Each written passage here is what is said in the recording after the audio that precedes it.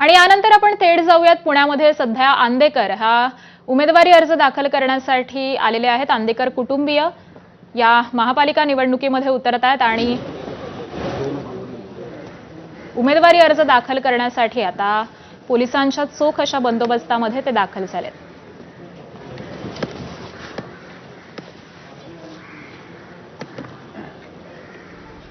तर पुण्यामध्ये बंडू आंदेकर आणि त्याचबरोबर त्यांच्या कुटुंबियांकडून पुणे महापालिकेसाठी निवडणुकीसाठी अर्ज भरला जातोय आणि हाच अर्ज दाखल करण्यासाठी लक्ष्मी आंदेकर या आता दाखल झालेल्या आहेत। लक्ष्मी आंदेकर या निवडणुकीच्या रिंगणामध्ये उतरणार आहेत आणि पोलिसांच्या बंदोबस्तामध्ये लक्ष्मी आंदेकर या अर्ज भरण्यासाठी आता दाखल झालेले आहेत। खरं तर सशर्त परवानगी आंदेकर कुटुंबियांना देण्यात आलेली आहे। अनेक अटी देखील घालण्यात आलेल्या आहेत आणि बंडू आंदेकर देखील अगदी थोड्याच वेळामध्ये कार्यालयामध्ये त्यांना आणण्यात येईल आणि उमेदवारी अर्ज देखील त्यांच्याकडून भरला जाईल।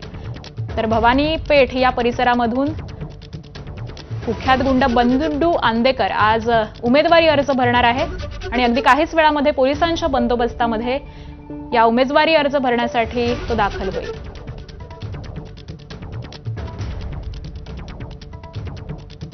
त्याबरोबरच बंडू आंदेकरसह लक्ष्मी आंदेकर आणि सोनाली आंदेकर ह्या देखील उमेदवारी अर्ज भरणार आहेत। त्यामुळे आंदेकर कुटुंबातल्या तिघांना आता निवडणूक लढण्यासाठी सशर्त अशी परवानगी देण्यात आलेली आहे। त्यामुळे अर्ज दाखल करताना शक्ती प्रदर्शन हे आंदेकर कुटुंबियांना करता येणार नाहीये। अगदी काहीच वेळामध्ये पोलीस बंडू आंदेकरला कार्यालयामध्ये आणतील आणि भवानीपेठ क्षत्रिय कार्यालयामध्ये सध्या मोठा पोलीस बंदोबस्त हा तैनात करण्यात आलेला आहे आणि आज पोलीस बंदोबस्तामध्ये कुख्यात गुंड बंडू आंदेकर आज उमेदवारी अर्ज दाखल करेल। आणि आज संदर्भातले अपडेट देतात आमच्या प्रतिनिधी शिवानी पांढरे। शिवानी,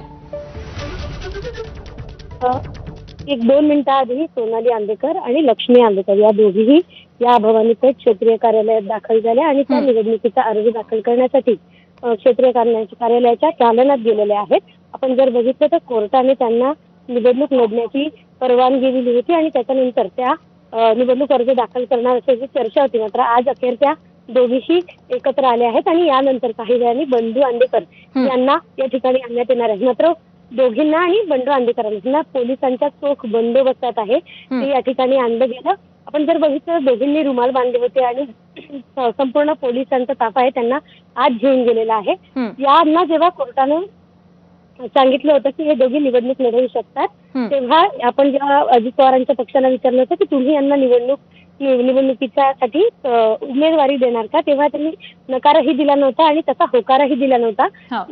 गणपती विसर्जनाच्या आदल्या दिवशी आयुष सोमकर याची हत्या झाली होती आणि त्या प्रकरणात या दोघींवर आरोप आहे आणि या न्यायालयीन कोठडीत आहे। त्यामुळे आज त्यांना कोल्हापुरातनं पुण्यात आणलं गेलं आणि पुण्यातून आता निवडणूक बाबतचा जो अर्ज आहे तो दाखल करण्यासाठी घेऊन आलेले आहेत आणि संपूर्ण पोलीस बंदोबस्तात हा निवडणूक अर्ज दाखल केला जातो। अगदी धन्यवाद शिवानी या संपूर्ण माहितीसाठी।